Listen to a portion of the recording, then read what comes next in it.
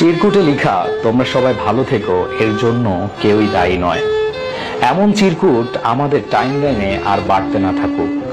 বাংলাদেশের শিক্ষার্থীরা যে স্টেজে সবচেয়ে বেশি পরিশ্রম করে সেই স্টেজটা হচ্ছে অ্যাডমিশন প্রস্তুতি। কত শত ঘন্টা কাটিয়ে দেয় পড়ার টেবিলে, অক্লান্ত পরিশ্রম করে যায়, মাঝে মাঝে ঘুমের মধ্যে ঘুম ভেঙে যায় তার স্বপ্নের বিশ্ববিদ্যালয়টি দেখে। এরপর সে পড়ার টেবিলে চলে যায়।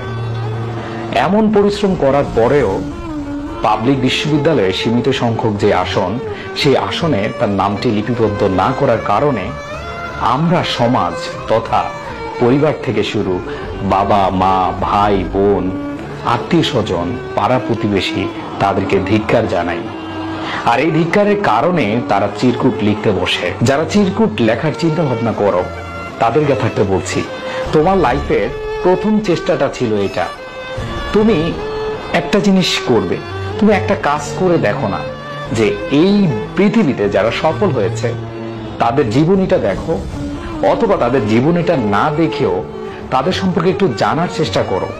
প্রত্যেকটা সফল ব্যক্তিত্ব কখনোই একবার চেষ্টা করে সফল হয়নি, তারা অনেকবার হেরেছে, হাঁটতে হাঁটতে একটা সময় তারা জিতে গিয়েছে এবং এই সারা বিশ্বে সফলদের কাতারে তাদের নামটা লিখতে পেরেছে। তোমরা যারা মানুষের ধিক্কার শুনতে পারছো না, জেনে রেখো যে মানুষটি তোমাকে আজ ধিক্কার দিচ্ছে সেই মানুষটি তোমাকে বাহবা করবে। যে মানুষগুলো তোমাকে নিয়ে এখন কটু কথা বলছে, তোমাকে বলছে যে তুমি কোনো পড়াশোনা করোনি, তুমি কোনো চেষ্টাই করোনি, সেই মানুষগুলি একদিন বলবে না, আমরা তাকে ভুল বুঝেছিলাম।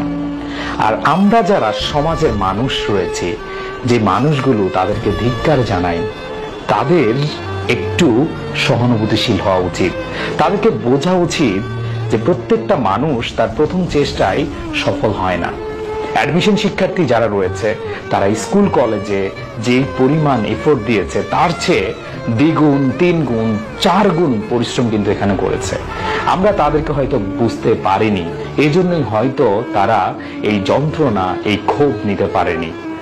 সো তোমরা যারা চিরকুট লিখতে যাচ্ছ, চিরকুট লেখার চিন্তা ভাবনা করছো, তোমাদেরকে আরেকটা উদাহরণ বলি।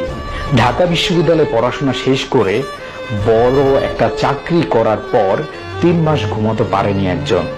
এমন একটা সময় এসেছে যিনি কিনা আত্মহত্যা করেছেন। তার মানে তুমি কি বলছো যে ঢাকা বিশ্ববিদ্যালয় সব? তুমি কি বলছো পাবলিক বিশ্ববিদ্যালয় সব? আবার এমনও হয়েছে একটা জাতীয় বিশ্ববিদ্যালয় থেকে পড়েও যে কিনা তাকে সফল হিসেবে পরিচয় করতে পেরেছে, এরকম অনেক উদাহরণ আছে। সো একটা জিনিস মনে রাখতে হবে যে প্রথম চেষ্টায় কেউ ভালো করতে পারে না, সামনে আরো চেষ্টা আছে, একবার না পারিলে দেখো শতবার।